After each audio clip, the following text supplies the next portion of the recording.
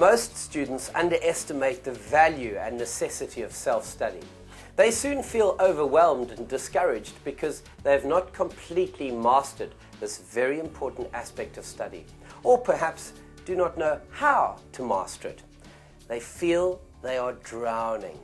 I'm completely overwhelmed by the magnitude of work that they're giving us at the moment. I find it hard to remember everything I learn, so I definitely need a solution for my problem to learn more stuff. I don't always understand all the things the reason for the things that I'm studying for, because it doesn't fit on the bigger picture. I can't really get a grip on the studies and everything's confusing. I don't know where everything fits in. We are now at the stage where I want to help you to understand why self-study is so important. I'm going to show you a few skills that include the following. We look at revision, how you have to prepare to revise thoroughly. We look at techniques to help you remember what you have learned. Then we look at the role of music and visualization. We also look at your ability to get an overview and to use your entire brain in the learning process. It is important to know how to get the big picture of the work you have to study. Self-study is very important because it is the time and place where you arrange your material and make accessible everything you have to learn. Choose a place where you study carefully. This place must be conducive to learning, i.e. no noise, TV or other distractions. If you have a roommate, make joint rules to ensure that you can study without disturbing each other. Try studying always in the same place and make this a habit. Here you give your brain a chance to store the study material, to interpret it, gain insight and establish it so that you can really call it your own.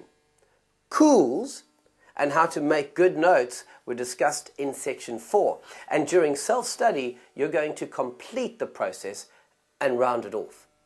Self-study really begins in the class or lecture.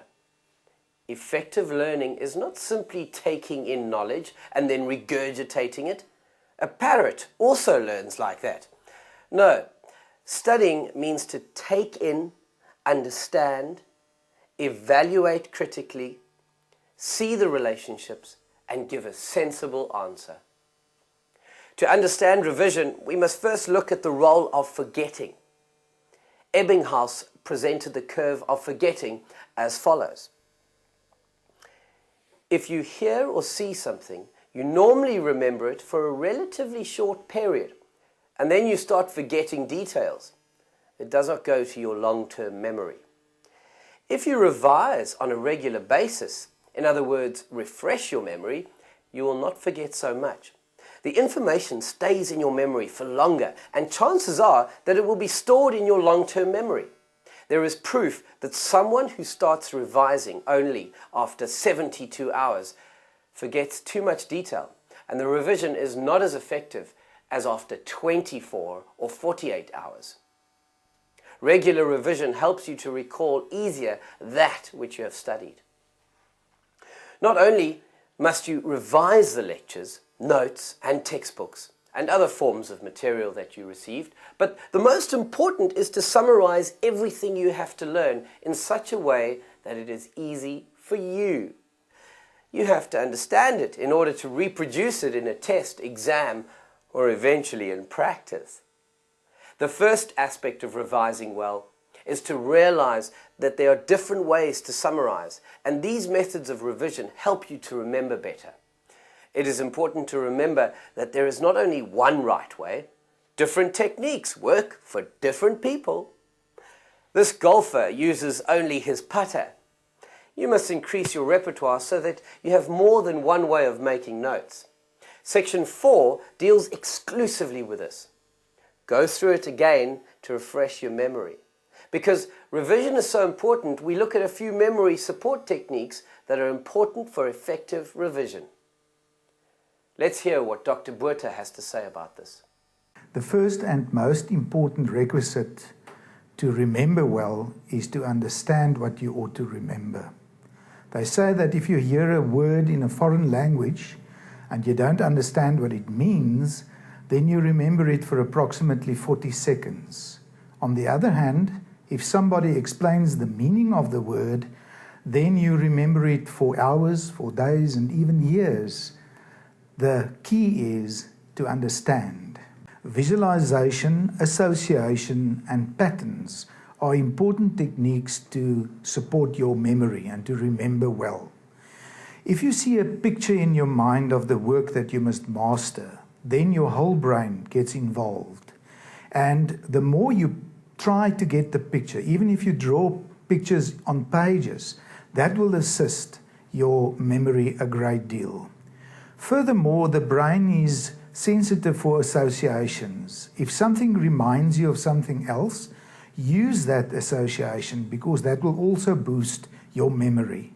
And lastly, the brain is a pattern detector.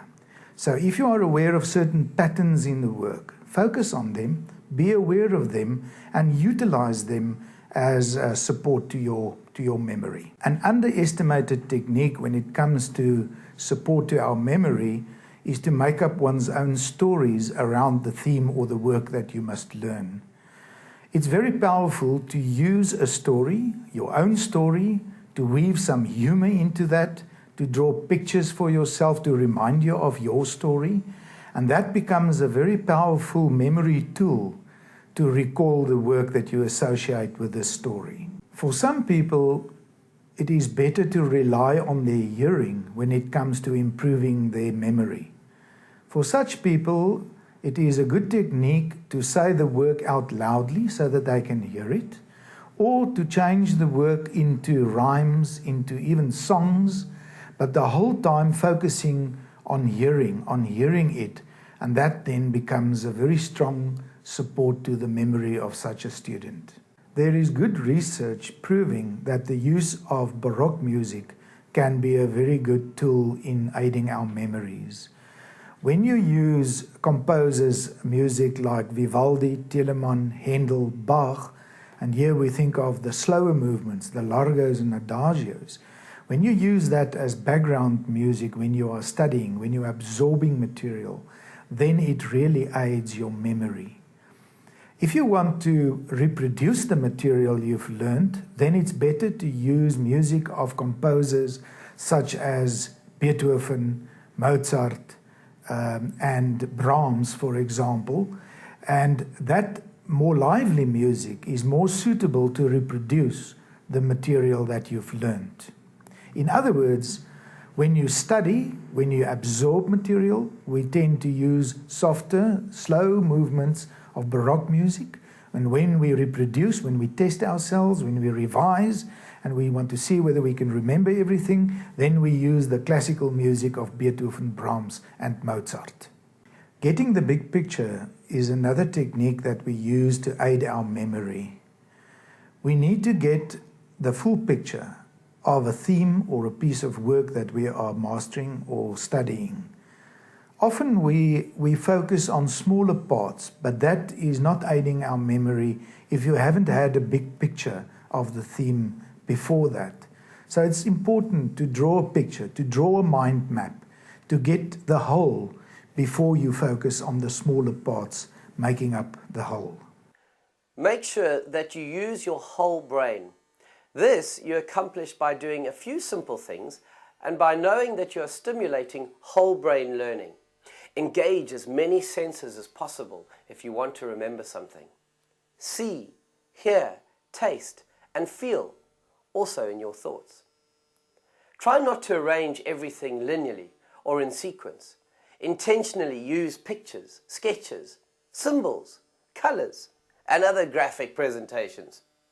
Bring in humor by adding strange or funny associations, stories, and renditions. Use music because that definitely contributes towards simultaneous integration of brain systems. Role play wherever possible. Explain something to a friend as if you are a lecturer. Learn quickly. The faster you learn, the more effectively the brain is going to use all its parts to try and remember. Always try to get the big picture of the work. Send yourself positive messages about learning. Try not to think about something negative or unpleasant. There is neurological evidence that students who feel and think positively about their studies learn better, perform better, and feel better. Therefore, get into the habit of sending your brain positive messages about learning. A last important fact is that the brains of people who are positive produce chemicals necessary for long-term memory, while these chemicals are absent in a negative person. You will have noticed that everything mentioned that you use in self-study overlaps. So for instance, you get whole brain learning by getting the big picture or by using music.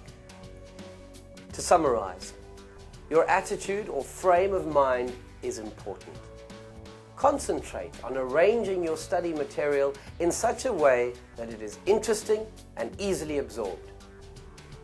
We conclude with the image of a parachutist. Study skills work like a parachute. It will only work if you open it. Use these skills, practice them, open them, then they will work for you.